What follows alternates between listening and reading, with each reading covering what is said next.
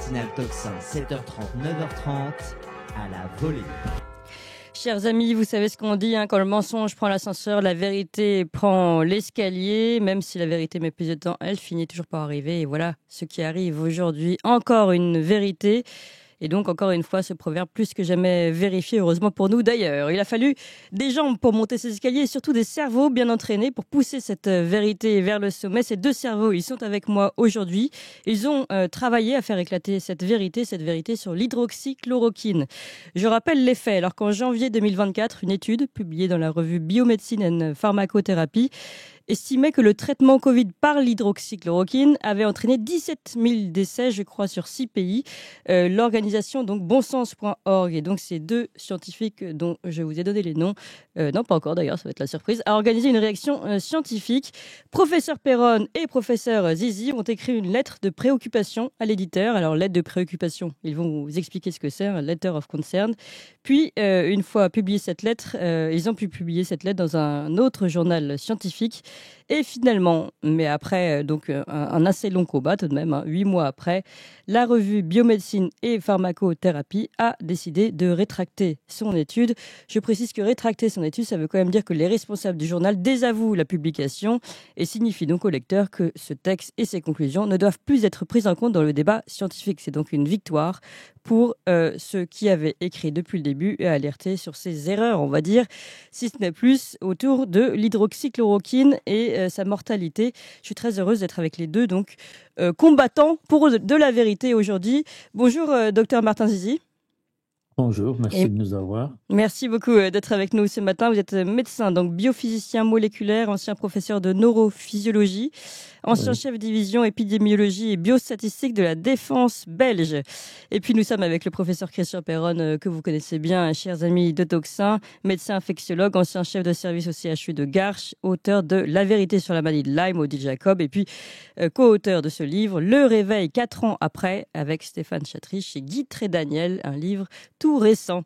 Merci à tous les deux donc d'être avec nous et merci surtout pour ce que vous avez fait puisque vous vous êtes battus pour quelque chose puisque aujourd'hui la vérité a gagné et cette étude a été rétractée. Est-ce que d'abord on peut revenir un petit peu sur le début de l'histoire si vous le voulez bien? Je commence avec vous, professeur Perron.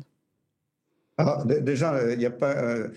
je suis ravi de retrouver Martin, qui est quelqu'un de génial, mais c'est toute une équipe au sein de Bon Sens qui a travaillé, notamment Xavier Zalbert, qui est un excellent mathématicien, parce que pour décortiquer un article scientifique comme ça, il faut avoir un niveau en mathématiques assez élevé. Et d'ailleurs, c'est une remarque. Bon, moi, j'ai été relecteur les Anglais des reviews pour un article. Quand un rédacteur d'un journal, on lui soumet un article, il va demander en général l'avis de 2 relecteurs qui vont faire des critiques, etc. Moi, j'ai été relecteur sur des centaines d'articles, ça peut être sur la tuberculose, sur n'importe quelle maladie. Bon, moi, je connais bien la maladie, je peux juger si les choses sont pertinentes d'un point de vue clinique, mais souvent, je suis totalement incapable, je n'ai pas la formation pour aller décortiquer toutes les statistiques d'une étude compliquée. Et c'est pour ça qu'il faudrait, pour des études comme ça, qu'il y ait systématiquement dans les journaux, des mathématiciens. Et ça, Xavier Zalbert et puis d'autres dans l'équipe avaient ces compétences. Et ça a permis donc, c'est vraiment un travail d'équipe et je remercie chaleureusement toute l'équipe de Bon Sens qui a travail. Oui, tout à fait, ce que je disais d'ailleurs. C'est tout Bon Sens qui a organisé cette réaction scientifique. Et vous avez raison d'ailleurs, dans l'étude qui a été publiée, vous faites bien de le souligner, l'étude qui a été publiée, la letter of concern que vous avez publiée, vous, en réponse, en réaction, on voit donc toutes les signatures des scientifiques qui ont participé à cette réaction scientifique.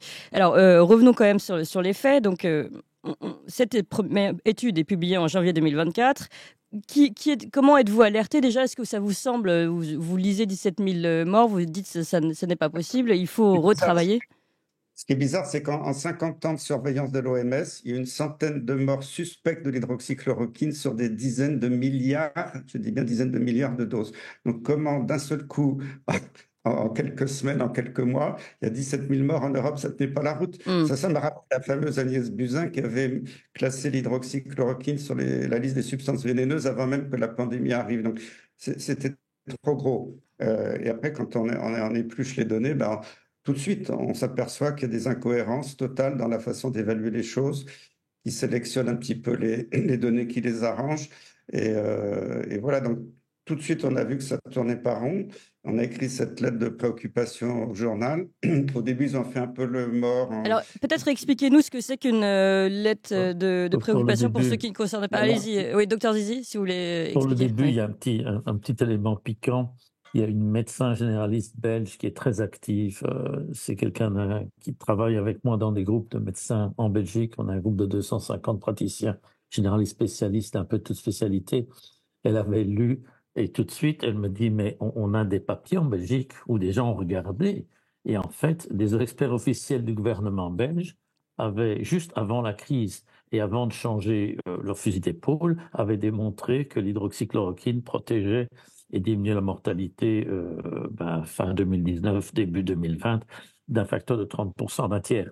Ah oui. Et puis, 2-3 mois après, les mêmes avaient changé leur disque. Ah oui, et donc, en effet, c'est marrant. Oui. Voilà, c'est assez marrant. Il faut savoir quand avait-il raison, avant ou après mars 2020. Les mêmes scientifiques, oui. Voilà. Et alors, ce qui se passe, c'est quand on réanalysait les données belges officielles d'une vraie étude et des vraies victimes de la Covid à l'époque, les chiffres sont tout à fait différents. Nous, on avait des vrais chiffres. Alors, donc non seulement, comme dit mon ami Christian, c'est quand même étonnant d'avoir un médicament super safe qui d'un coup se met à faire une hécatombe, presque, en quelques mois, 17 000, et en plus, avoir des vrais chiffres qui ne sont pas les mêmes que les chiffres d'un modèle. Et je crois qu'on va devoir parler de cette médecine par modélisation. Ah, mais tout à fait. En fait, on met ce qu'on veut dans un modèle. Et donc ça, c'est un gros problème pour la science en général. Alors, allez-y, professeur Perron. Que vous vous souvenez, dans l'étude du Lancet, la fameuse étude du Lancet, avec 90 000 patients, il y avait un nombre de morts incroyable en Australie, et de patients inclus dans l'étude très élevé. Et c'est le gouvernement australien lui-même qui, 8 jours après, a dit c'est bizarre parce qu'il y a plus de malades inclus dans l'étude du Lancet qu'on a de malades dans toute l'Australie. Et en plus, quand il y a des études cliniques, c'est pas tous les malades qui acceptent de rentrer dans une étude. Donc, c'était totalement incohérent. Et là, effectivement, les chiffres entre les chiffres réels officiels de la Belgique et les malades inclus dans cette étude correspondaient. C'était un peu l'équivalent, ça a tout de suite mis la puce à l'oreille. En fait, on est sur des études de tableau Excel, pardon de vulgariser un peu, qui ont absolument rien à voir avec la réalité. On a l'impression qu'on sort complètement. D'ailleurs, avant de continuer, je vous propose d'écouter, c'est le professeur Léga lui-même qui revient, qui avoue, c'était en janvier, donc au moment de la publication de son étude, qui admet certaines faiblesses de son étude. Je vous propose d'écouter ça, c'est sur la chaîne suisse RTS. Alors la faiblesse principale de votre étude, et vous la signalez vous-même, c'est que votre estimation est au fond très prudente et probablement très en deçà de la réalité. Est-ce qu'on a un ordre grandeur du véritable chiffre ? Alors effectivement, c'est un travail de recherche qui se veut modeste quant à la précision de ces résultats. On a effectivement une incertitude parce qu'on n'avait pas des données pour l'ensemble des pays du monde. Donc c'est une molécule qui a été très largement utilisée dans des pays fortement peuplés tels que la Chine, le Brésil, la Russie. On n'a pas pu estimer les morts potentiellement imputables à cette molécule, mais on a aussi des imprécisions qui pourraient conduire à des surestimations de cet effet, puisqu'on s'est basé sur des données de la littérature. Et toute mesure en science est associée à une imprécision. On a voulu aussi répercuter cette imprécision sur nos résultats. Donc on a produit le chiffre de 17 000 morts pour 6 pays. C'est peut-être en dessous, c'est peut-être aussi au-dessus. Voilà, c'est peut-être en dessous, c'est peut-être au-dessus. J'aime bien cette conclusion. Bon, je ne sais pas si c'est normal de dire ça, vous allez me le dire tout de suite. Ça se trouve, toutes les études sont forcément un peu aléatoires. Mais c'est vrai que là, on a l'impression qu'il n'est pas tout à fait sûr lui-même de son propre modèle d'étude. Qu'en pensez-vous, peut-être, docteur Zizi ? Je crois que quand on parle et qu'on essaie de vulgariser la science, on essaye d'être humble. Et donc, je comprends les mots qu'il dit. Mais il insiste aussi sur le fait que c'est peut-être au-dessus, alors qu'il doit savoir que le médicament n'a jamais créé d'hécatombe sur des dizaines d'années. Ça, c'est un premier point. Un deuxième point, je crois qu'il a, par exemple, on rentre dans trop de détails, je présente des excuses, mais il y avait des données qui existaient dans des pays, mais qui ne l'arrangeaient pas, par exemple l'Angleterre. Donc, je crois qu'il y a eu aussi du cherry picking. Et quand on a vu tout ça, il a avec choisi, Xavier il a Zalbert, sélectionné les informations, les pays qui l'intéressaient. Ouais, voilà. Et quand on a vu tout ça avec Xavier Zalbert et puis le réseau d'équipe, c'est vrai que en fait, il y avait une note de 4 pages qui disait quand même, il y a un problème, il y a 2 problèmes, il y a 3 problèmes, il y a 4 problèmes. Et c'est normal de lancer ça chez un éditeur. Parce que l'éditeur, alors, normalement, il doit prévenir les auteurs, il doit dire, écoutez, les gars, on a un problème, répondez. Et on va en parler plus avant avec Christian, c'est qu'on n'a jamais reçu de réponse. En fait, on n'a jamais harcelé qui que ce soit. On a écrit une lettre, puis on dit, il y a des nouvelles, non, il n'y a pas de nouvelles, et ça s'est passé un peu comme ça. Et Alors puis à un voilà, moment, revenons se sur sont accélérés. on revient sur l'historique et comme ça, après, on va revenir sur le débat de fond et cette médecine par modélisation qui, je crois, est un peu le fond du problème. En fait, on oublie l'humain, on va sur les modèles. Mais revenons sur les étapes. Et donc, vous en étiez, professeur Perron, à nous expliquer que vous avez rédigé avec différents scientifiques de cette organisation bonsens.org cette lettre de préoccupation à l'éditeur, donc Letter of Concern, qui n'a visiblement entraîné aucune réaction. Alors que normalement, comment ça se passe ? D'habitude, il doit envoyer cette lettre aux auteurs. Je pense qu'il l'a fait. Et les auteurs doivent répondre. Et là, les auteurs, c'était silence radio, donc c'était pas normal. Ils devaient être ennuyés, je pense. Ils étaient empêtrés, c'est pas trop comment répondre. Donc ils ont dit bon, on va jouer silence, en attendant que tout ça s'effondre. Et il a fallu que, avec Xavier Martin et d'autres auteurs, on écrive un article soumis dans un journal complètement différent, Archive of Microbiology and Immunology. Et envoyé, alors cet article a été publié dans un journal international. On a envoyé cet article au premier journal en disant, regardez maintenant, vous ne répondez pas, on vous a relancé plusieurs fois, les auteurs ne répondent pas. Voilà, on a analysé toutes les données. Voilà. Et cet article a été un événement majeur parce que tout était épluché, décortiqué, avec des analyses statistiques et tout ça. Ils ne pouvaient pas nier le fait. Et là, ils étaient très embarrassés. Et c'est pour ça, comme ils ne voulaient pas se prononcer eux-mêmes parce qu'ils étaient un peu ennuyés, ils ont demandé l'avis d'un comité indépendant de scientifiques. C'est ça qui est aussi important, c'est que c'est un comité indépendant du journal qui a recommandé de rétracter l'article puisque ça ne reposait pas sur des données solides. Ouais. Alors, ce qui est intéressant, c'est qu'en fait, votre démarche, elle repose sur la démarche classique, on va dire, du débat scientifique, c'est-à-dire letter of concern. On vous dit ce qu'on reproche à votre étude et on débat. Finalement, c'est très sain. C'est on revient sur l'origine de la science. Nous ne sommes pas d'accord, mais nous sommes là pour discuter.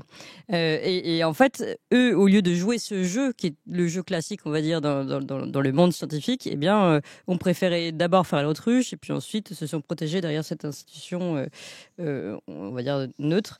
Et finalement, bon, l'étude est rétractée, mais sans d'ailleurs, je ne sais pas si ça se fait dans ce cas-là de publier des excuses aussi ou de dire nous sommes trompés. Non, il n'y a pas eu non plus de... Oui, docteur Martin. Ce qui se fait, c'est en temps normal, quand l'éditeur écrit aux auteurs, il y a un débat entre les gens qui s'opposent et ça peut être à fleur et moucheté. À la limite, les auteurs peuvent se dire on va changer parce que en effet, les commentaires sont pertinents, ou bien ils peuvent eux-mêmes rétracter l'étude.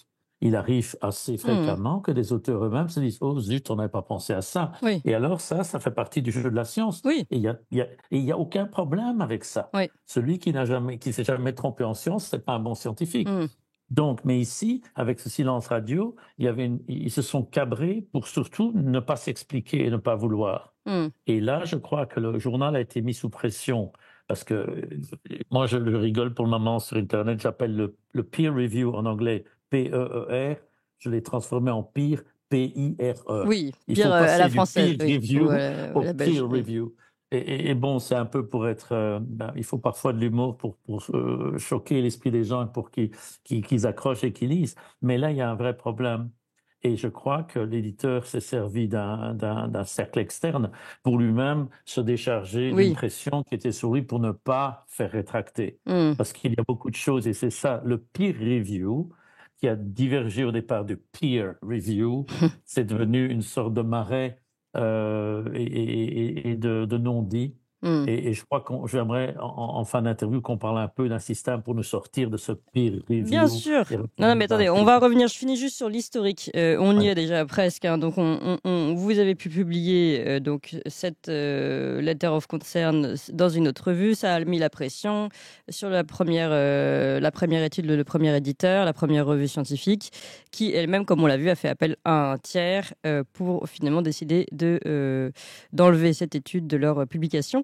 Donc finalement, on arrive à notre actualité. Je voudrais juste ajouter une chose avant qu'on aille un peu dans les discussions de fond.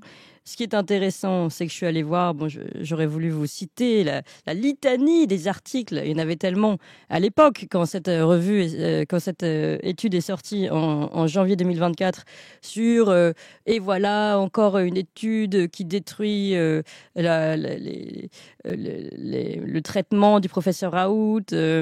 Le professeur Raoult avait encore tort. Enfin voilà, c'était tout ce qu'il fallait pour détruire ceux qui parlaient de l'hydroxychloroquine en France notamment. Et puis alors là, aujourd'hui, a-t-on des regrets, des mots d'excuses, même des pardons, erreurs, où nous revenons en arrière sur cette affaire? Non, rien, évidemment. Beaucoup moins de bruit sur la rétractation, alors que pourtant, une rétractation, c'est quand même plus rare dans ce sens-là. Donc c'est intéressant d'en parler. Vous avez même remarqué ça, tous les deux, j'imagine, professeur Perron. C'est dingue parce que ça avait fait le buzz pendant des semaines et des semaines. Le professeur Molimar était sur toutes les chaînes. Et là, c'est silence radio. Ou alors quelques communiqués de fact-checkers ou de 2-3 journaux aux ordres qui disent « Ouais, mais en fait, cette rétractation n'enlève pas la qualité de l'étude. C'est sur des détails qu'ils ont rétractés ou c'est sous une pression. » On nous a même accusés d'avoir fait des menaces. On n'a rien menacé. On n'a menacé personne. On a juste écrit sur des données scientifiques. Oui. On a demandé ce qui est la norme. Oui. On a relancé à plusieurs reprises qu'on n'avait pas de réponse. On a écrit un article et voilà. On a fait ça de façon tout à fait honnête, calme, avec des données scientifiques. Et c'est les autres qui se sont sentis agressés parce que forcément, une information comme ça, c'est très grave parce que moi, j'avais dit déjà dès juin 2020 que le fait d'avoir empêché la prescription précoce d'hydroxychloroquine en France était responsable de 25 000 morts. Je m'en suis pris plein la tête, mais je pense que j'avais raison. D'ailleurs, depuis, il y a des gens qui ont estimé qu'avec toute la crise de Covid, on peut atteindre en France 90 000 morts parce qu'on n'a pas prescrit l'hydroxychloroquine. Parce que maintenant, il y a la preuve que ça marche.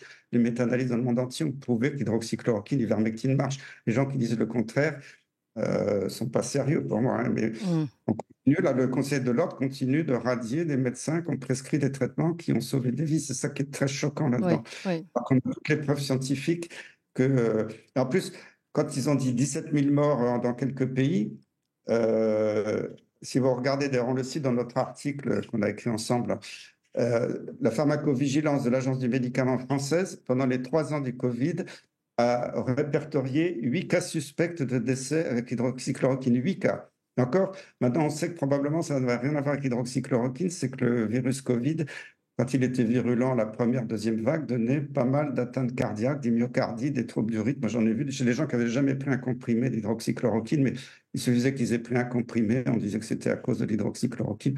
Donc, il y a eu 8 suspects en 3 ans, et d'un seul coup, il y a 17 000 morts. Donc, c'est totalement impossible d'un bout à l'autre. Oui. Alors, on va arriver maintenant sur le fond de cette histoire.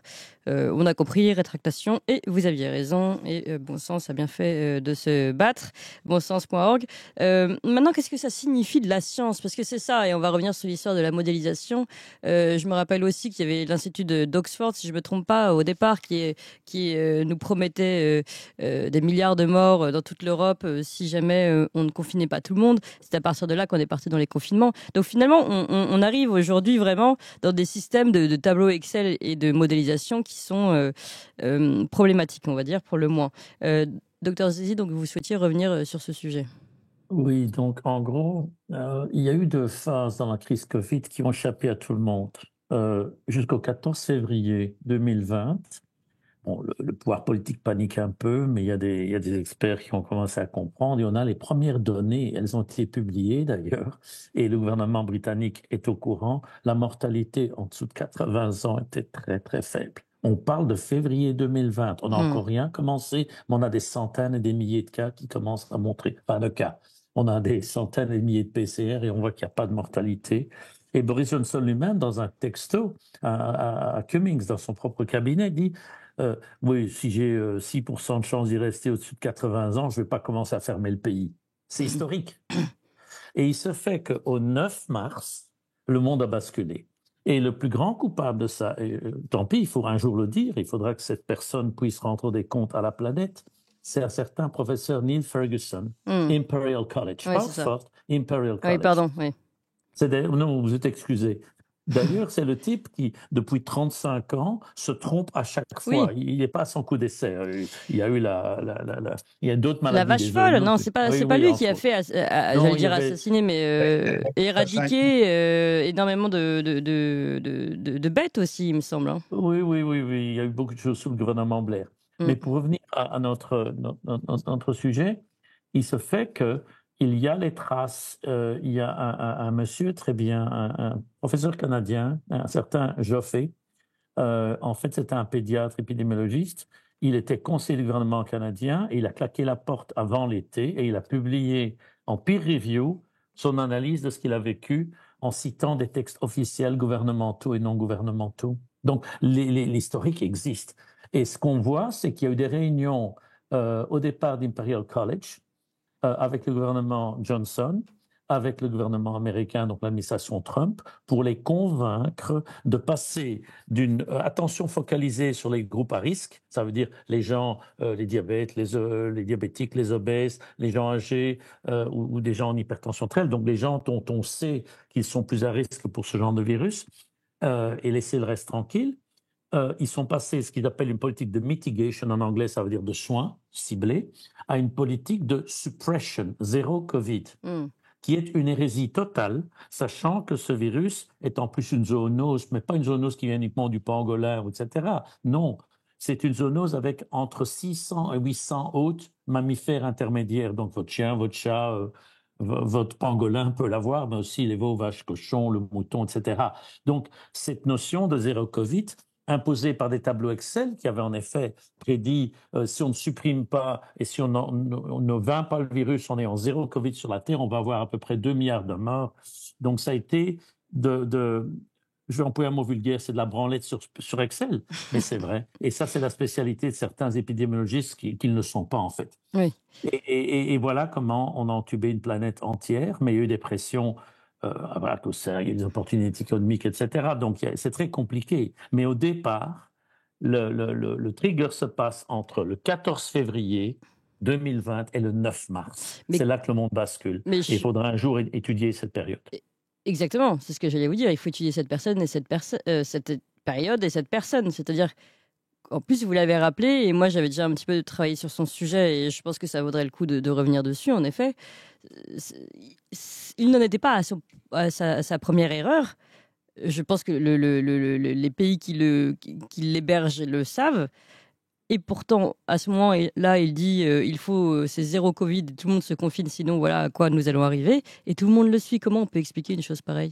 Comment on peut expliquer qu'un pays entier ou des pays entiers, parce qu'après on a tous suivi le même mot d'ordre, se mettent à suivre le conseil d'un homme ?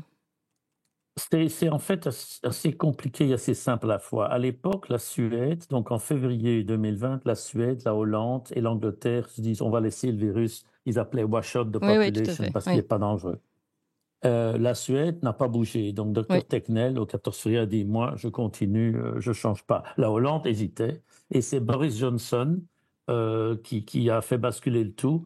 Je ne sais pas ce qu'il s'est dit, mais on connaît ces notes, je les ai lues. Il se fait que Imperial College, vous savez, quand une université privée est financée avec 375 millions de dollars pendant 10 ans par une fondation privée, donc on connaît, c'est comme si cette université avait vendu son âme. Et donc, il y a eu des pressions aussi bien au départ d'Imperial College que sur le gouvernement britannique avec les groupes SAGE, Cummings et tous ces gens-là. Qui sont des groupes de quoi ? C'était les groupes d'experts qui étaient autour de Boris Johnson. Experts, enfin, certains sont biologistes ou médecins, d'autres pas. Il y a des économistes là-dedans, il y avait tout le monde autour de la table. Et puis autour de Trump, à l'époque. Ça a échappé à beaucoup de personnes, mais j'ai le malheur ou le bonheur d'être belge, selon ce qu'on pense. Et il se fait qu'autour de Trump, au premier jour de l'annonce du problème, il y a un certain Moncef Slaoui derrière lui. Moncef Slaoui, c'est l'ancien directeur opérationnel de GSK Belgique pour les vaccins et c'est le père de l'opération Warp Speed. Donc, dès le début, bon, Trump, il est ce qu'il est, mais il comprend rien à la biologie. Il ne comprend déjà pas d'autre chose ailleurs. Et donc, il a autour de lui Birx, qui est une ancienne médecin militaire qui ne brille pas, c'est pas une 1000 watts comme on disait dans le milieu OTAN. Il y a Fauci, il y a Monsieur Vaccin qui vient en disant on a la solution. Et puis, vous savez, un politique, il est essentiellement lâche, il a peur, il veut pas d'ennui. Donc, s'il a 15 ou 16 personnes autour de lui qui disent on va faire ça, il dit ah bah oui, vous me signez la note, moi je fais ça. Et c'est pas, donc c'est à la fois facile d'infecter le cerveau d'un decision maker et à la fois compliqué parce que c'est pas venu tout seul. C'est des années de préparation. Et vous ne pensez pas également, là, pardon, je fais ma complotiste, mais c'est mon rôle aussi, qu'il peut y avoir, par exemple, l'intrusion de cabinets privés qui sont des cabinets de conseil tels que McKinsey, qui ont œuvré à la, le mouvement. Ouais, à la généralisation du mouvement, voilà. Voilà, ils ont fait les mêmes notes, donc c'est pas du complot de dire que tous les pays occidentaux ont réagi de la même manière, parce qu'ils ont lu les mêmes notes et ils ont les mêmes directives au départ de Imperial College et de Londres. À côté de ça, il y a un truc qu'il faut souligner qui est presque piquant, c'est que l'Afrique a été épargnée. On prévoyait en Afrique des hécatombes. Oui. Et puis l'Afrique, il n'y a rien eu. Et alors, pour la petite histoire... Et on voulait les forcer d'ailleurs à se vacciner, mais ça n'a pas marché. Non, ça n'a pas marché, mais il y a deux, trois raisons. Mais par exemple, le président, avant le coup d'État au Burkina Faso, l'expliquait à une délégation belge. Mais comment voulez-vous que je vaccine les gens? La moitié de mon pays, ce sont des nomades qui suivent leur bestiaux à travers le désert. Il dit, on n'a même pas de carte d'identité. Donc là, il y a des trucs qui sont piquants, mais qui sont liés à la société, à la culture. Et puis, après, il y a eu un coup d'État, donc la personne n'est plus là, elle avait de l'humour. Et il y a un autre président, je ne nommerai pas son nom, mais du Cameroun, qui, lors d'une visite à Bruxelles, a dit à la coopération de développement belge, mais vous savez, Covid, it's a white man disease. We don't have it. Et alors, ça a choqué tout le monde. Et les gens ne comprenaient pas. Et c'est ce monsieur qui avait l'intelligence de connaître son pays qui dit, mais vous savez, ma population, entre 85 et 90% des gens ont moins de 65 ans. Quand vous voyez vos victimes. Donc, il avait fait le lien que les pyramides des âges africains étant beaucoup... il y a moins de diabétiques, il y a moins d'hypertendus, il y a moins d'obèses, il y a surtout des jeunes. Donc, ils avaient essentiellement un tropisme moindre pour le virus. Et donc, à chaque fois que des chefs d'État africains venaient en visite en Belgique, ça se passait plus ou moins bien, mais ils voulaient ni vaccin, ils voulaient pas mettre leur masque, etc. Et je le sais parce que moi, je travaille plus pour le gouvernement belge depuis longtemps, enfin depuis maintenant une petite dizaine d'années, mais j'ai encore des copains qui travaillent et qui m'appelaient en me disant tu vas pas savoir ce qui est arrivé. Et alors ils disent, et tu sais, le ministre n'est pas content de se faire dire ça. Hein. Professeur Perron. Ce qui était drôle à propos de l'Afrique, drôle, c'était triste, mais à la première vague, ce qui m'avait frappé, c'est qu'il y avait autant de morts en France que dans tout le continent africain, que dans le continent africain, la moitié des morts étaient en Afrique du Sud. Alors, j'ai cherché l'erreur, il y a un truc, l'Afrique du Sud qui était la plus sous la coupe des Occidentaux. Oui, bien sûr. Oui. Alors, pour les cabinets de conseil, j'en parle dans mon dernier livre, Le Réveil, 4 ans après, j'avais la preuve, d'ailleurs, je n'ai jamais été démenti là-dessus. Il y a des membres de cabinets de conseil américains qui travaillent dans les ministères sous le logo du ministère, avec l'adresse courriel du ministère, etc. Et finalement, beaucoup de notes des ministères dans plein de pays sont rédigées à Washington ou je ne sais pas où et sont diffusées dans le monde entier. Par le même cabinet. Les pays prennent la même décision presque le même jour aux quatre coins de la planète. Et ça, c'est quelque chose qui est bizarre. Et alors, pour l'infiltration des universités, on connaît cette fondation privée des vaccins qui contrôle l'OMS et qui finance énormément beaucoup d'universités. Il y a aussi notre ami George Soros qui a créé l'Open Society et qui contrôle de plus en plus les universités dans le monde entier à coup d'argent.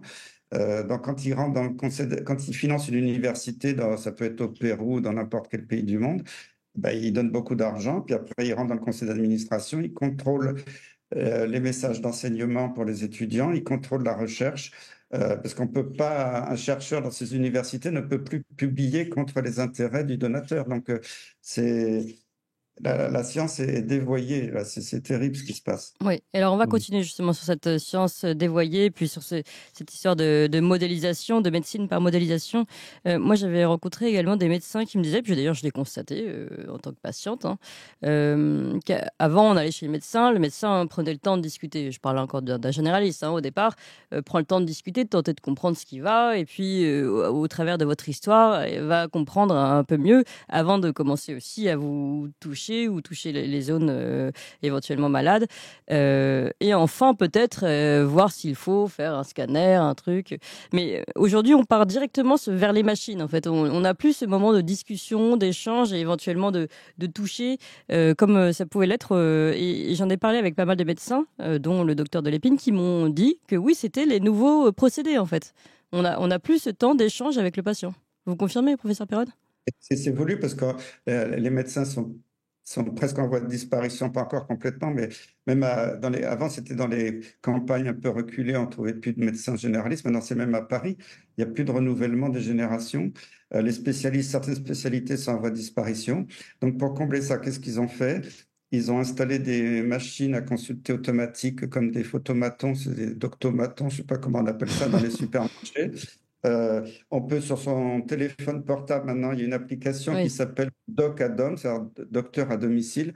On peut télécharger. Alors on rentre tous ces renseignements privés, médicaux. Ça part chez Microsoft et nos amis américains, oui. On donne toutes nos données de santé à Microsoft. Et après, si on clique sur un bouton, on peut être mis en contact avec un médecin qui ne peut pas vous examiner, qui ne connaît rien de vous et qui peut vous envoyer par mail une ordonnance.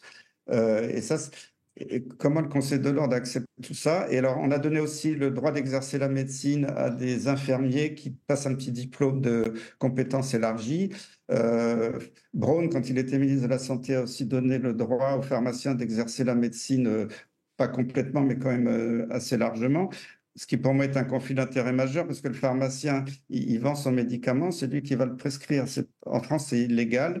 Aux États-Unis, ça se fait. Mais il y a des pays où c'est possible, mais c'est quand même pas très sain que ce soit celui qui vend la soupe qui prescrive la soupe. Bah oui, c'est sûr.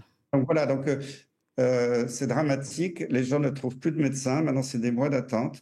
Ils se débrouillent. Alors, ils se tournent heureusement vers les médecines naturelles. Tout ça, c'est pour ça qu'ils essaient de diaboliser les médecines naturelles qui peuvent être très utiles dans certaines situations.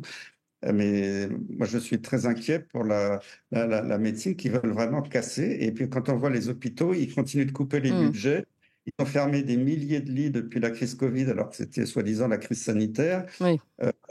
Les services de pédiatrie, maintenant, il y a de moins en moins de lits. Alors, il y a tous les hivers une épidémie de bronchiolite.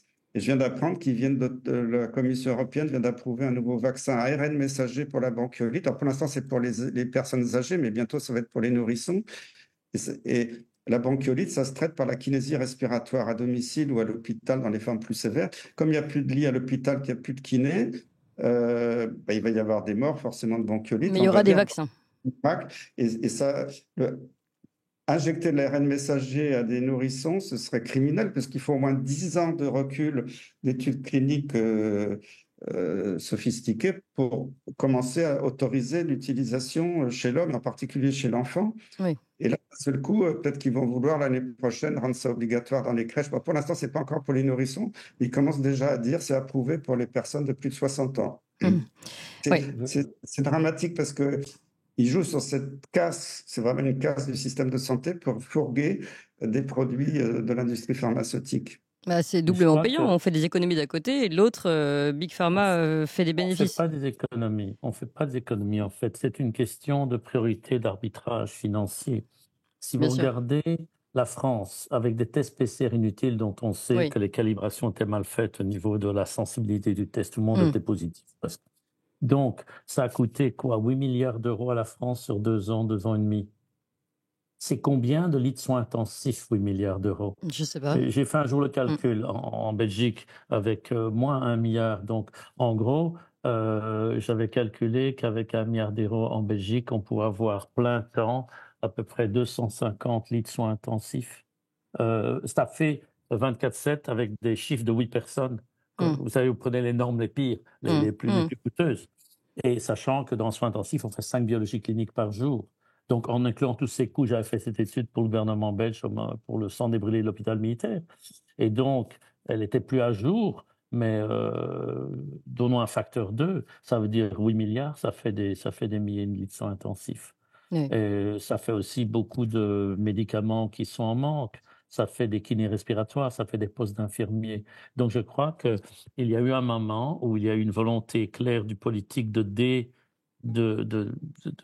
pas de casser la médecine, de faire passer la médecine d'un art humain où il y avait encore des consultations à une médecine de fonctionnaire où tout est dans des travaux, on revient au spreadsheet Excel, hein, Oui, parce que c'est la médecine logistique. Et si on a une sorte de vision de cette crise globale, ça va au-delà du papier et de l'égard, en fait, oui, c'est c'est ça. que cette crise a remplacé la pratique médicale, telle que Christian et moi l'avons faite, par la guideline et la télémédecine et la logistique. Donc, c'est le logisticien qui dit au médecin ce qu'il peut prescrire ou pas. C'est plus le médecin qui dit au logisticien, j'ai besoin de 15 boîtes de ça. Et cette inversion est liée à un choix financier et politique. C'est mon interprétation, du moins. C'est comme ça que nous le vivons également en tant que patients. J'ajoute une chose, et après je voudrais qu'on aille sur ce système par modélisation de la médecine et ce que ça change. Mais puisque vous parlez de médecine logistique et on parlait des coûts, et vous avez bien raison de le préciser, aujourd'hui, un tiers des coûts d'un hôpital est lié à son administration. Mais on ne parle pas de la petite administration qui fait rouler. On parle de la suradministration qui dirige eux-mêmes les médecins. Et précisons, et je crois que professeur Perrin, vous avez quelque chose à ajouter, mais précisons également qu'il y a aussi des couches de millefeuilles administratifs comme au-dessus de ces hôpitaux, comme les ARS, etc., qui se multiplient. Vous savez, c'est comme avec nous, les communautés de communes et les régions au-dessus, tout ça se multiplie. Ça fait beaucoup d'administration et beaucoup de sous perdus, cette histoire. Tout ça pour des administratifs qui n'ont été incapables de ne rien gérer pendant cette crise Covid et qui se sont remis complètement aux seuls médecins de terrain, comme toujours. Professeur Perron. Et moi, qui étais chef de service pendant plus de 20 ans dans un hôpital universitaire, avant, on avait des médecins, des infirmières, et après, ils ont stoppé tous les recrutements de médecins et d'infirmières. C'était au compte-gouttes, il fallait mendier. Et tous les mois, il y avait recrutement d'un nouvel agent de gestion, un contrôleur de gestion, le contrôleur du contrôleur de gestion, et des gens qui sortaient de Sciences Po, je ne sais pas où. Et maintenant, il y en a plein les hôpitaux, on ne sait pas quoi en faire, il y en a dans tous les couloirs. C'est des jeunes de 25 ans qui, dans les réunions, venaient nous apprendre comment gérer un malade à l'hôpital alors qu'il comprend rien à l'hôpital. Non, c'était vraiment affolant parce que moi, quand je suis arrivé à Garches, c'était il y a plus de 20 ans, il y avait la directrice, un de ses adjoints et une dizaine de médecins qui pilotaient l'hôpital. Maintenant, il y a 40 administratifs et quelques médecins qui sont là, mais ils écoutent gentiment parce qu'ils n'ont plus aucun pouvoir. Ils sont là pour donner leur avis, mais on s'en fout complètement. Et puis, a priori, s'ils sont encore là, c'est peut-être parce qu'ils sont suffisamment dociles. Alors, allons quand même un temps sur cette médecine par modélisation. Professeur Martin Zizi, j'aimerais bien que vous nous expliquiez ce que c'est que cette médecine par modélisation et depuis quand on a évolué vers cette nouvelle forme de médecine. Au départ d'une économie de coûts, on en arrive à... Ça revient à l'économie des coûts. Donc, dans le temps, certains médecins sont performants, certaines maladies et diagnostics sont faciles à faire. Donc, le prix par patient entre une consultation et un traitement et la guérison finale peut varier d'un facteur de 1 à 5 ou 10. Et lissé sur l'année, on s'en sort plus ou moins bien. Et dans le vieux modèle européen, la santé n'a pas de prix. Donc, ça veut dire qu'on ne met pas un prix sur la vie de quelqu'un. Depuis les années 90, on a commencé à mettre une capitalisation. Ça veut dire qu'au départ, on dit, oui, on ne peut pas le faire par patient, mais dans un service clinique ou dans une pratique médicale, il faudrait en moyenne que ça ne coûte, que le prix moyen par patient soit de X ou Y. Et ça s'est imposé petit à petit sous la forme d'un indice de performance. Et les phénomènes de contrôle liés à ces indices de performance ont été faits en France, c'est la Sécu, en Belgique, c'est l'INAMI. On a commencé à contrôler aussi les prescriptions des médecins. Donc, on voit les prestations, le nombre de consultations, les prescriptions. Donc, et puis, on a été au jour d'hospitalisation. Christian Perron le connaît mieux que moi. Ça veut dire que les remboursements étaient dégressifs. Une semaine d'hospitalisation est remboursée par jour à tel coût. Si c'est la deuxième semaine et que c'est une bête grippe, on va dire, ah oui, mais non, ça, c'est pas bon, on diminue le coût, etc.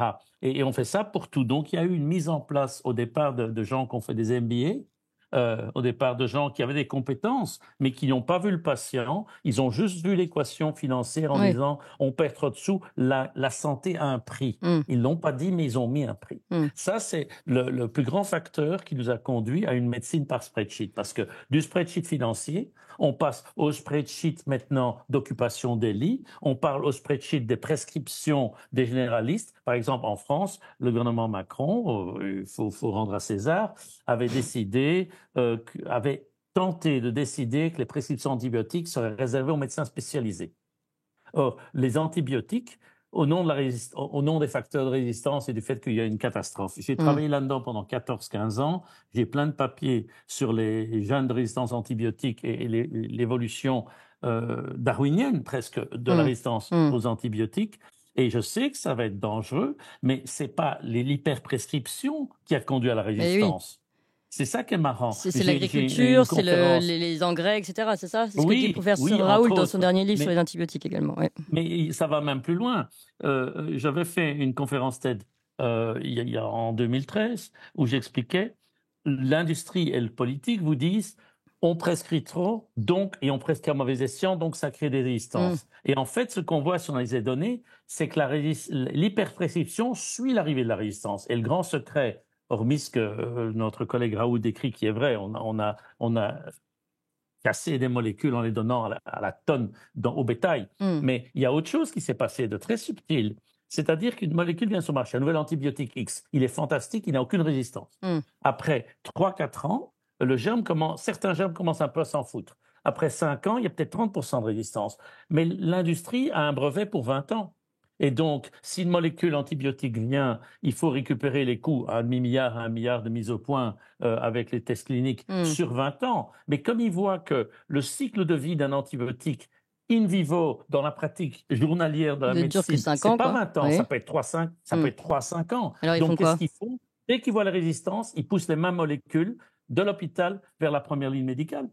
Et donc, on a, encore une fois, une vision strictement financière de la médecine qui a conduit, donc le business model de l'antibiothérapie, qui n'est pas le modèle de prescription médicale, le business model de l'antibiothérapie est incompatible avec le cycle de vie des germes. Ça va trop vite pour les chimistes et ça rapporte pas assez. C'est drôle. En fait, on voit un décalage entre le cycle de vie des germes, comme vous dites, donc la réaction naturelle des antibiotiques, et le brevet. Et il dure 20 ans, il faut que ça dure 20 ans. C'est drôle. Ah oui, mais il y a ça un décalage. Peut pas durer 20 ans. Oui, j'ai bien compris. Moi, je crois qu'une des solutions pour ça, mais il y a tellement de problèmes, ce serait de faire l'open source pour certaines molécules indispensables. Je crois que Raoult en parle aussi. Oui, il y a les vieilles molécules à repositionner. Oui. Et il n'y a aucune honte à mais faire sauf que là, il n'y a pas d'argent. Mais il y a de l'argent. Il y a de l'argent. Il ne faut pas dire qu'il n'y a pas d'argent. On parle de. Mais il y a moins d'intérêt financier, donc on n'a pas toutes les grandes manœuvres comme on a aujourd'hui des laboratoires. Pour mais Clémence, vous comprenez bien que gagner x2 sur un produit, c'est pas pire que gagner x50. Et là, on est là. On se bat pas pour dire qu'il n'y a pas d'argent. On se bat parce qu'il y a du greed en anglais. Oui. Il y a la cupidité qui veut qu'on ait un retour sur investissement de 10 ou de 20. Non, mais je suis d'accord, mais c'est pas nous les cupides. Moi, je vous dis seulement qu'à mon avis, je suis pas sûr que ça plaise à tout le monde. Professeur Perron.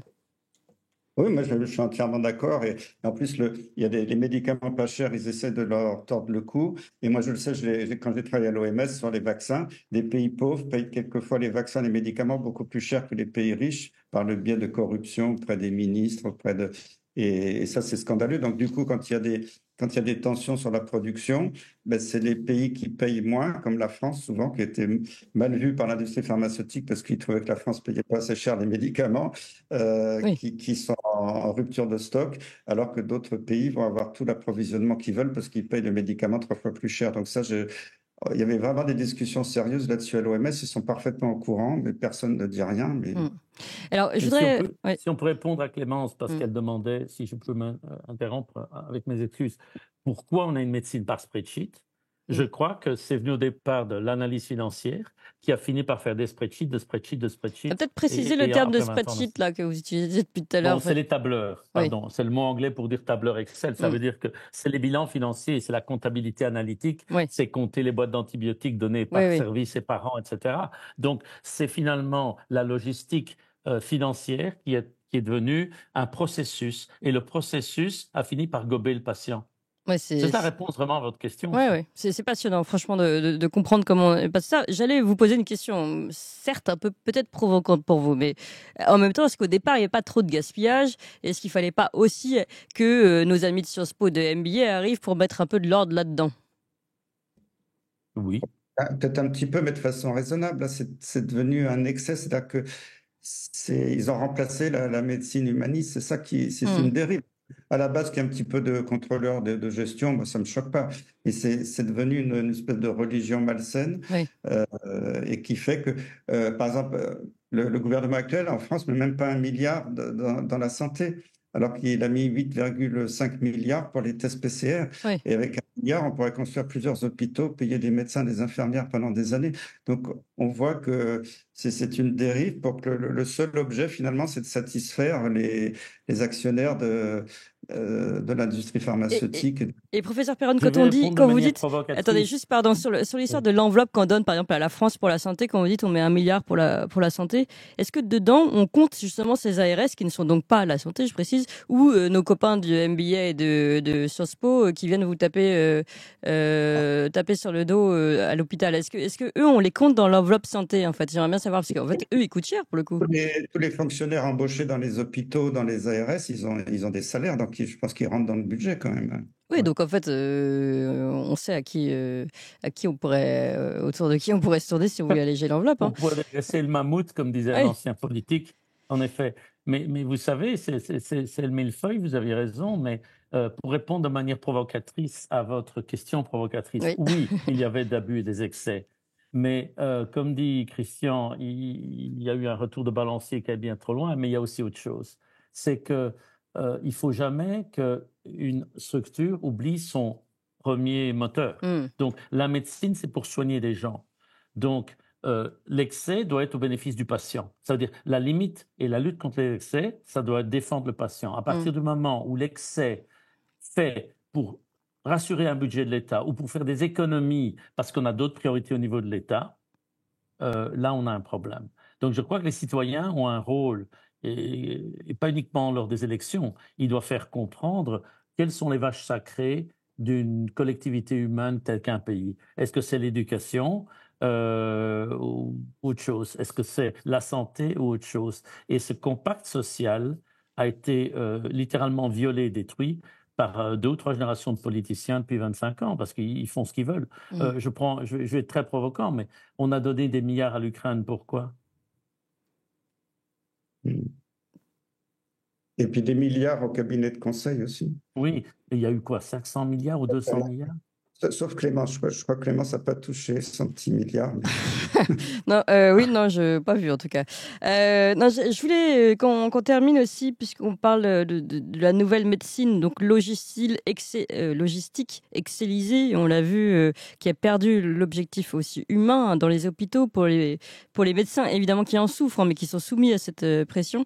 Je voulais qu'on revienne aussi sur ce modèle Ferguson là. C'est un exemple, mais c'est un bel exemple, et celui de l'Imperial College que vous citiez tout à l'heure.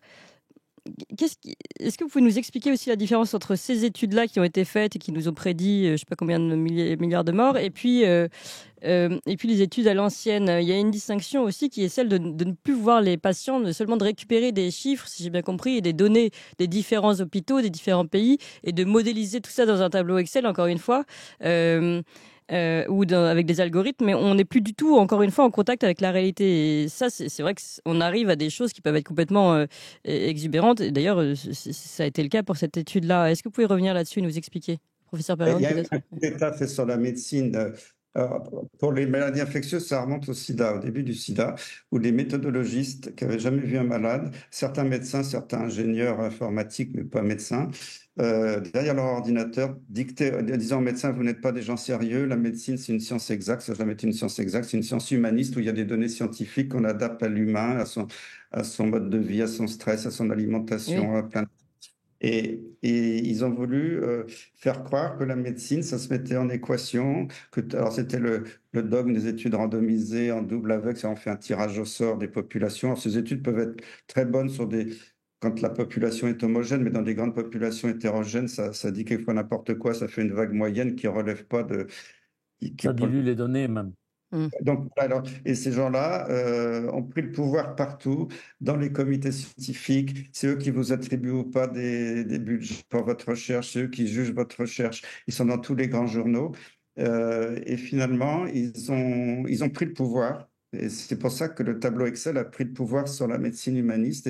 Et j'ai vu la progression. Et c'est pour ça qu'ils sont capables de dire n'importe quoi, mais si c'est un scientifique derrière son ordinateur, c'est la parole d'évangile.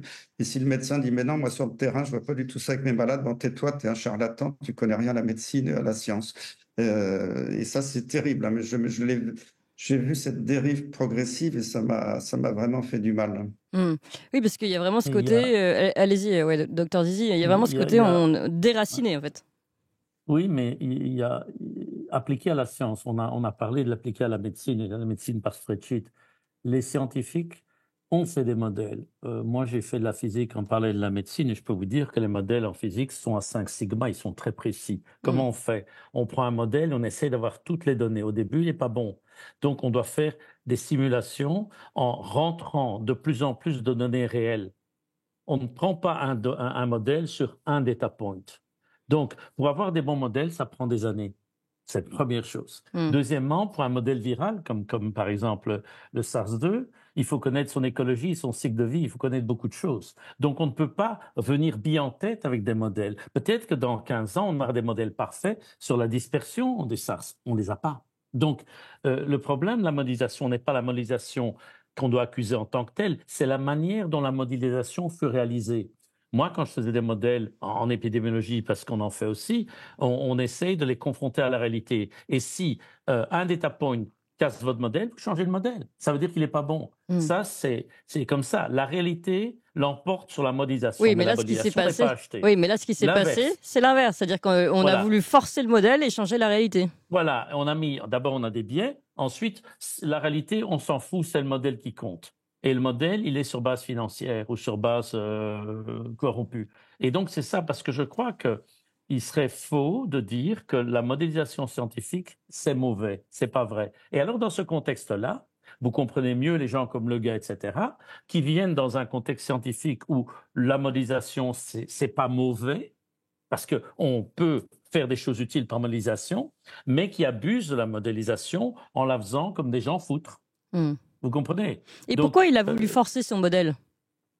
Ça, c'est la question auquel il va devoir répondre devant ses pairs et peut-être devant des commissions d'enquête à un certain moment. Parce que je crois que le contexte, en fait, il y a la politique qui s'en est mêlée. C'est mon interprétation. Quand Raoul vient en 2020 en disant hey, « la chloroquine marche », et c'est pas Covid, il faut que les gens comprennent. Il y a beaucoup de molécules qui soit empêchent l'entrée d'un virus dans une cellule, soit empêchent la fusion des membranes virales des virus enveloppes avec la cellule et donc empêche que le matériel génétique du virus rentre, soit empêche le virus de sortir, soit inhibe la synthèse des protéines dans notre cellule. Tous ces différents produits vont bloquer de manière aspécifique tous les virus. Donc, ça veut dire que la chloroquine ne marche pas non seulement sur SARS, elle va marcher sur plein de virus. L'ivermectine, qui a été une découverte de cette crise par accident, c'est encore mieux que la chloroquine. Et il y a ce qu'on a oublié, c'est la mantadine. La mantadine était un antiviral reconnu comme tel, utilisé contre la grippe, la grippe est devenue résistante parce qu'on a donné à la tonne aux élevages porcins et aux vins en Chine, et on a perdu la puissance de la mantadine. Mais la mantadine a été essayée sur SARS-1, elle marchait, a été essayée sur SARS-2, elle fonctionnait. C'est un bloqueur d'entrée virale, ça diminue les charges virales. Moins de charges virales, c'est moins de maladies, c'est moins de transmission. Alors revenons à notre histoire. Là. Pourquoi il a forcé son modèle? Eh ben, il a forcé parce que politiquement, il y a eu un moment, au moment où Raoul sort ça, on a Trump aux États-Unis qui dit « la crise est finie, on a la chloroquine, le type en France a tout trouvé ». Il y a tout ce lobby derrière Trump et donc il fallait démoniser la chloroquine. Et donc il fallait, parce que Trump a prononcé le mot magique chloroquine, ça devenait mauvais dans le contexte politique américain, la lutte entre démocrates et républicains. Et donc, quelque part, Raoul, la chloroquine et plein de gens sont devenus victimes d'une sorte d'acutisation du débat politique américain. Et comme je vis en Californie, je le vois, je l'ai vu tous les jours à l'époque, et ça a été dommageable. Et donc, tout le monde a voulu, politiquement, tuer la chloroquine. La chloroquine a été trumpisée, en fait. Oui, on peut le dire comme ça. C'est un effet Trump contre la chloroquine. Alors, l'ivermectine, ce n'était pas la chloroquine. On a dit, oui, mais il faut des tests. Et puis, tout le monde a mis l'amantadine sous le tapis parce qu'elle a été retirée de certains pays 2 ans avant la crise. Et en France ou en Allemagne, elle est encore prescrite pour du Parkinson, alors que c'est un antiviral reconnu. Donc, on n'en a pas parlé. Et un mot piquant, on a donné de l'amantadine et des amandanes aux vaches aux États-Unis en masse pour les protéger du coronavirus. Oui, pendant la crise. ça, c'est plutôt une bonne chose. Maintenant, on vaccine aussi Oui, nos mais je veux animaux. dire que le kilo de viande bovine, j'en déduis, est plus précieux que le kilo de viande humaine. Ah oui, quand même. Hein. Non, c'est absolument passionnant tout ça. Je vous remercie pour ces éléments.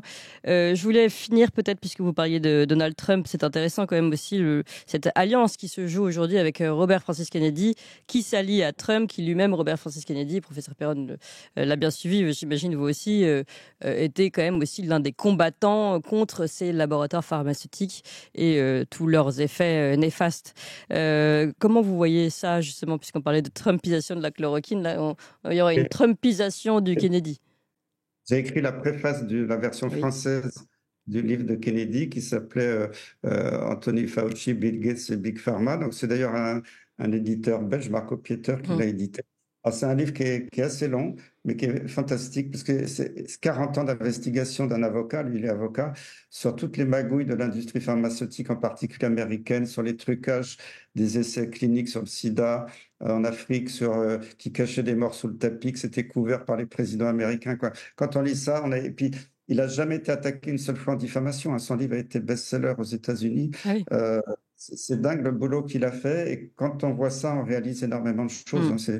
C'est sur les vaccins, mais pas que, c'est sur en fait tout ce comportement. Parce que moi, ce qui me désole, c'est que nos jeunes étudiants, on leur explique dans les facs que tout ce qui n'est pas prouvé dans le Lancet, dans le New England Journal of Medicine, dans les plus grands journaux médicaux internationaux, ça n'existe pas, comme si c'était la Bible, alors que les rédacteurs en chef de ces journaux avouent eux-mêmes que la moitié de leurs études sont c'est très inquiétant.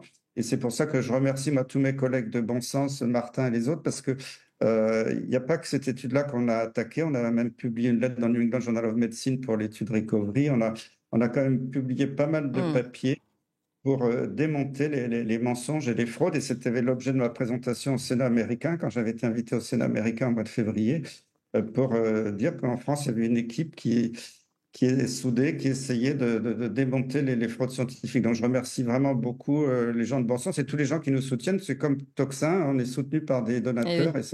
C'est vrai.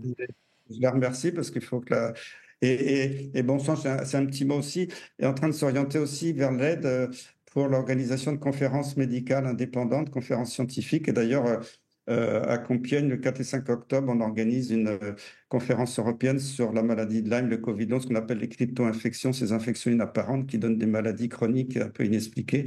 Et voilà, donc je remercie beaucoup Bon Sens pour tout ça, parce que c'est une équipe. Bon Sens, c'est Xavier Zalbert qui chapeaute tout ça. Franchement, c'est vrai que c'est un super travail. J'en profite aussi pour le rappeler. J'en profite aussi pour rappeler, puisqu'on parlait de ces études rétractées, que c'est pas la première étude rétractée, ce que je disais en introduction. Hein. Et rappelons la fameuse affaire Lancet. Hein. Lancet qui a permis d'interdire l'hydroxychloroquine en France, sur lequel s'est appuyé Olivier Véran. Quand l'étude a été rétractée, qu'on a compris que c'était du grand n'importe quoi, qu'il y avait quand même une prostituée qui était soi-disant la référente de l'étude, on n'a pas changé on n'a pas changé la réglementation pour autant, ce qui prouve bien qu'il y a un problème en France particulièrement. Ça va même plus loin, parce que, pas de cette étude-là, mais un des papiers justement sur lequel le gars s'est basé, c'est une étude dans Nature d'une certaine Catherine Axfors. C'est une méta-analyse, et il y a du bon dans cette méta-analyse, mais elle a inclus dans sa méta-analyse des études frelatées. Donc, on arrive à une valeur X de soi-disant mortalité prédite en ayant 2 ou 3 bonnes études, et puis 1 ou 2 études qui donnent des doses mortelles d'hydroxychloroquine, et donc il est normal d'avoir un taux de mortalité élevé. Et pour éviter ça, parce que c'est ce que je vous disais en début d'interview, je crois que pour éviter le peer review, il faudra aller vers l'open review. Oui. Moi, je suis pas naïf, mais je crois que si les reviewers, les réviseurs devaient signer, mettre leur critique en ligne, leurs conclusions, pas tous les 5-6 pages, mais la dernière page de conclusion, avec leur nom, signature, credential, et ça calmerait beaucoup de choses, parce que on engage son nom. Voilà, on engage son nom et sa réputation. Donc, il n'y aurait plus des réviseurs qui diraient « Ah oui, fais passer ce papier parce qu'il y a Macron qui veut. » ce qui est la réalité d'aujourd'hui. Et je le dis parce que moi, je suis pas Mais français. vous êtes sûr, donc parce je que vais pas regardez me nos faire médecins de plateau, bon, bah, ils ont eu tort, ils reviennent, hein, ça n'a pas l'air de les déranger particulièrement, oui. là, ceux qui défilent. Ils vont venir encore et toujours. Vous savez, j'ai dit quelque chose sur X qui était borderline. J'ai dit, je ne suis pas violent, mais c'est la tête de Louis XVI coupée, montrée à la foule, qui a fait paniquer les têtes couronnées d'Europe et qui nous a donné le monde moderne. Tant qu'il n'y a pas de sanctions, tant que personne n'est confronté à la justice, ou à devoir être ça, je ne veux pas qu'on sorte les guillotines parce que j'aime pas le sang. Je suis médecin et j'aime pas le sang. Mais je veux dire que il y a un souci, quand là. même un problème. Tant que l'impunité est totale, ils auraient tort de se gêner. Oui, donc punité, il faut qu'il y ait. Je vais parler comme maître Jedi. Punité, punition, il faut qu'il y ait. Punition, c'est ça. Allez, en tout cas, on a bien compris ce que je voulais dire. Merci beaucoup à tous les deux, professeur Perron, docteur Martin Zizi, je rappelle médecin biophysicien moléculaire, ancien professeur de neurophysiologie, épidémiologiste et biostatistique de la défense belge. Professeur Perron, je vais citer votre dernier livre, Le Réveil, 4 ans après, écrit avec Stéphane Chatriche et Guy Trédaniel. Merci beaucoup à tous les deux, c'était absolument passionnant. Et moi, je propose qu'on fasse une émission où on revienne exactement sur le profil de celui qui a lancé toute cette fameuse affaire de l'Imperial College, le fameux Ferguson, là, et qu'on regarde aussi ses anciennes erreurs et qui il est vraiment et qui est vraiment derrière lui. Ce sera l'objet d'une enquête avec vous si vous le souhaitez. Et puis merci à vous tous sur Toxin. N'oubliez pas, comme bon sens, nous avons besoin de vous tous les jours pour nous aider, pour continuer d'exister tout simplement jour après jour. Merci et à lundi pour la rentrée.